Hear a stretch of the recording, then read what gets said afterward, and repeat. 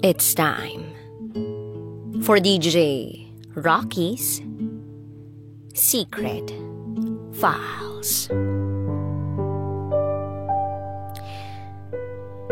Ipinahiram ako ng asawa ko sa ex ko. Hi DJ Rocky. Magandang hapon sa'yo at sa mga tagapakinig mo. Sa totoo lang, hindi ako mahilig magkwento ng tungkol sa buhay ko. Pero gusto ko lang ibahagi ang secret file ko. Itago niyo ako sa pangalang Ralph. 27 years old. At ito, ang aking secret file. Uumpisahan ko ang kwento ko nung third year high school pa lang ako. Year 2008 yun. May nakilala akong babae. Ang ganda niya. Transferee lang siya sa school namin. Hindi ko siya kaklase pero nakuha niya yung atensyon ko. Itago natin siya sa pangalang Chai. Nakipagkilala ako sa kanya at niligawan ko siya. Tapos, October nun, nagpunta kami ng mga barkada ko sa isang fall sa Antipolo. Hinulugang taktak yung tawag dun. Isinama ko siya, nag-swimming kami. Alam ko, gusto na niya ako. Kaya ang gimmick ko, pumesto ako sa harap niya. Hinawakan ko siya sa balikat niya. At ang sabi ko sa kanya, kung ayaw mong malunod, halikan mo ako. Tas tayo na. Ang pilyo ko, 'di ba? Pero memorable 'yun. Yun na nga, nilubog ko siya. Kasabay ko, at nagkatinginan kami sa isa't isa. Yun na nga, niyakap niya ako. At humalik siya sa akin. Pag-ahon namin, napasigaw ako ng, kami na! Tuwang-tuwa naman ang mga barkada ko. Siya ang first love ko. At nagtuloy-tuloy yung relasyon namin. Masaya. May mga panahong nagagalit siya sa akin. Di naman siguro maiiwasan yun. Mabuti na lang magaling ako maglambing kaya nagkakabati kami agad. Legal na legal kami sa side niya at sa side ko. Lagi akong nasa kanila. Kada uwi, kasi hinahatid ko siya. At nung graduation namin ng high school, year 2010, ibinigay niya sa akin ang pagkababae niya. 15 years old pa lang kami noon. Pero ayun, nagtuloy siya ng college, ako naman ay huminto. Hindi na kasi kaya ng mga magulang ko na pag-aralin pa ako. Kaya tumulong ako sa kanila. Natapos naman ni siya yung first year college niya. Tas nagtuloy siya ng second year. Hanggang sa yun, nawawalan kami ng oras sa isa't isa. At sa mismong ika-third anniversary namin, nakipaghiwalay siya sa akin. Gusto niya raw na mag-focus na lang sa pag-aaral niya. At sa pagtupad ng pangarap niya. Hindi naman ako agad pumayag, pero nagmatigas siya. Priority niya raw ang pangarap niya. Kaya wala akong nagawa. Nagwalwal ako. Lagi akong lasing kasama yung best friend kong si Alvin. At makalipas ang isang taon, naka-move on naman na ako. Tapos meron akong isang kaibigan na si Mike. In-invite niya ako sa church at doon ko nakilala si Rhoda. Maganda siya, kaya lang sobrang tahimik, yung parang hindi makabasag pinggan. Naging magkaibigan kami. Text-textan araw-araw at gabi-gabi. Hanggang sa unti-unting nahuhulog na ako sa kanya. At dumating yung araw na nagtapat ako ng nararamdaman sa kanya. Naging kami pero patago kasi strict ang parents niya. Sa labas lang kami nagkikita. At minsan, pinilit ko siyang ipakilala niya ako sa pamilya niya. Ayun. Pinakilala niya ako sa kanya. Kaya lang ayaw sa akin ng pamilya niya. Kasi mananahi lang daw ako. Medyo may kaya kasi sila. Sa amin naman, sa pamilya namin, wala hindi. At ayun, hindi ko na siya ma-text kasi kinuha sa kanya yung phone niya. At hindi ko na rin siya makausap sa church kasi laging nandun yung kuya niya. At yun na nga, sumuko siya. At nabalitaan ko na lang na ikakasal siya sa lalaking gusto ng mga magulang niya para sa kanya. Ang sakit, grabe. Ba't ganun? Lagi na lang akong iniiwan. Pero makalipas ang ilang buwan, pumasok ako sa isang pabrika. Nakilala ko naman dun si Jane. Naging kaibigan ko siya at naging magkarelasyon kami. Hanggang ngayon, magpipitong buwan na kami na nagsasama bilang mag-asawa at nagkaroon kami ng anak. 1-year-old pa lang siya ngayong January 2021. Kala ko matatag na kami pero may dumating na pagsubok sa pagsasama namin. December 2019 bago siya manganak sa baby namin, nagkita kami ng first love ko na si Chai. Natupad na yung pangarap niya na, maging successful sa buhay. Hindi raw siya nagkaroon ng boyfriend mula nang maghiwalay kami kasi ako lang daw ang mahal niya. Hanggang ngayon. So nagpatuloy yung communication namin at dumating din sa oras na nagpupunta ako sa apartment niya. Ayaw ko na magpaligoy-ligoy pa, no? May mga nangyayari sa amin kada nagkikita kami kasi mahal ko pa rin siya eh. Mahal ko naman yung asawa ko pero mahal ko si Chai. Hindi ko mapigilan eh. Nagdire-diretso yung mga pangyayari hanggang sa manganak na nga yung asawa ko.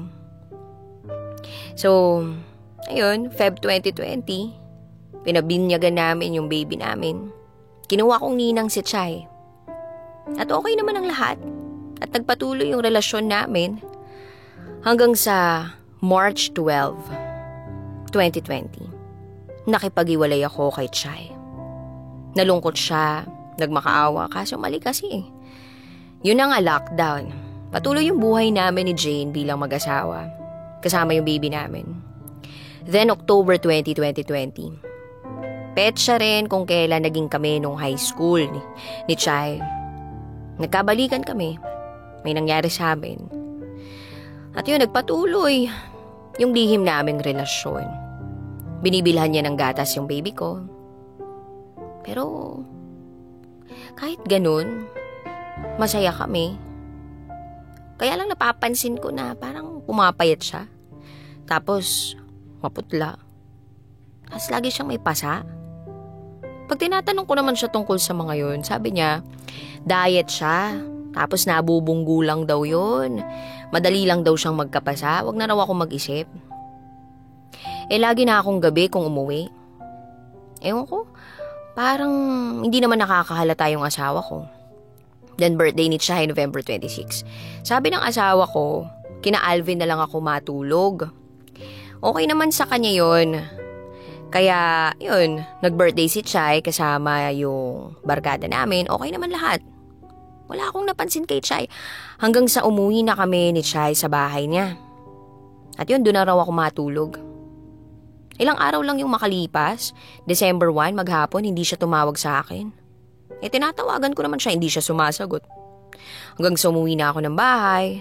7:00 ng gabi. Tulog na yung baby namin. Lumapit sa akin si Jane. Si Jane na asawa ko. Sinabi niya sa akin ang lahat. Tumawag daw sa kanya yung daddy ni Chai. Nasa ospital daw si Chai, naka-confine. At sinabi niya rin sa akin na alam niya ang lahat. Sabi ni Jane, isang araw daw nagkita sila ni Chai sa isang lugar kasama ang best friend kong si Alvin. Nagmakaawa daw si Chai sa kanya na ipahiram niya ako. Kahit sa maiksing panahon lang. Dahil malapit na daw siyang mamatay. Umiiyak si Jane noon habang kinukwento niya sa akin ang lahat. Ang dami niya pang sinabi pero ang pinakatumatak sa akin ay yung sinabi ni Jane na masakit pero bakit ko ipagdadamot ang taong mahal ko sa taong mamamatay na. Gusto ko lang na maging masaya siya bago siya mamatay. Kaya kahit masakit, ipahihiram kita sa kanya. Umiyak na lang ako. Niyakap ko yung asawa ko. Walang lumabas na kahit anong salita sa mga bibig ko noon. Kundi salamat. Pinuntahan ko si Chai sa ospital. Nakita ko si Chai. Ang dami niyang aparato sa katawan. Nalaman ko pa sa daddy niya na may acute leukemia siya. Stage 4 na raw yun. Fast growing daw yung leukemia niya. At sabi pa ng daddy niya, 3 months na lang daw ang itatagal niya. Nilapitan ko siya, umupo ako sa tabi niya. Hinawakan ko yung kamay niya. Nagising siya, sabi niya sa akin agad, "Sorry kasi hindi ko sinabi sa'yo." Ang sagot ko lang sa kanya ay halik sa noo niya. Sabay sabing, "Okay lang yun. Basta mo lang ngayon, huwag ka nang maglihim. Magpapagaling ka ah." Sagot naman niya ay tango lang. Tapos noon, ako na nagbantay sa ospital. Tapos pag umaga, pumapasok ako sa trabaho kasi kailangan ko ng pera para sa mag-ina ko. Tuwing gabi, nandun ako sa ospital para magbantay kay Chay. Kinausap ko si Jane tungkol sa setup namin. Okay naman daw sa kanya.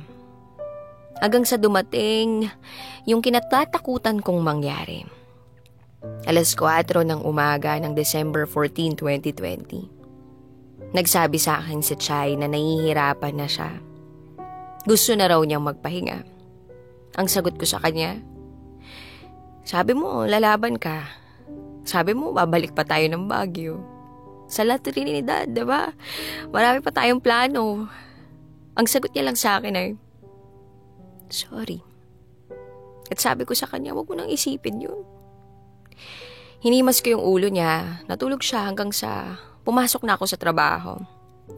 7:00 ng umaga, hindi ko na siya ginising. Hinalikan ko lang siya sa noo at umalis na ako para pumasok. 9:30 ng umaga, tumawag yung daddy niya. Gusto raw ni Chay na marinig ang boses ko. Kinausap ko siya paulit-ulit. I love you lang siya ng I love you sa akin. Then 11:35 ng umaga. Tumawag yung best friend na ni Chay na si Judith. Narinig ko doon, may mga umiiyak, pati si Judith umiiyak. Nagtanong ako kung bakit ganun. Sagot niya sa akin, "Wala na si Chay. Wala na si Chay." Takbo ako ng banyo doon sa trabaho ko. Doon ako umiyak nang umiyak. Tapos agad-agad pumunta ako sa ospital. Nadatnan ko na lang doon na, ayun, wala na yung mga aparatong nakapasak sa katawan ni Chay. Doon ako umiyak. Sinabi ko lahat ng plano namin sa buhay. Sinabi ko rin na ang daya mo naman. Bumalik ka nga sa buhay ko, umalis ka rin naman agad. Gumising ka lang. Tuparin mo yung mga pangako mo. Ang daya-daya mo naman, iniwan mo na naman ako. Iyak lang ako ng iyak habang hawak yung kamay niya na nakadikit sa labi ko. Napakabilis ng pangyayari at sariwang-sariwa pa ang lahat na nangyari sa buhay ko. Nakikipag-iwalay ako kay Jane kasi unfair yun sa kanya eh. Pero ayaw niya. Sasamahan raw ako ng asawa ko sa pinagdaraanan ko ngayon. At sasamahan niya raw akong ayusin uli ang pamilya namin. Para kay Chay, wala nang hirap dyan kung nasan ka man ngayon. Sana magabayan mo rin ako ha. At para naman sa asawa kong si Jane, sorry kung nasaktan kita. Babawi ako sa'yo. Kasi ikaw yung greatest love ko. Sariwa pa ang lahat sa akin pero sobrang sakit. Pero kahit na nasaktan ko yung asawa ko, hindi pa rin niya ako iniwan. Hindi ako iniwan ng mag-ina ko para pasayahin ako. Para ipadama sa aking kamahal-mahal ako. Hanggang dito na lang, DJ Rocky. Maraming salamat. Muli, ako si Ralph. At ito ang aking secret file. Always your number one FM radio station. Love Radio. Kabisyo, nakarelate ka ba sa secret file na binasa ko? Kung nakarelate ka, mag-subscribe ka na dito sa aming YouTube channel at pindutin mo na rin ang notification bell para updated ka sa mga susunod na episodes ng DJ Rocky Secret File.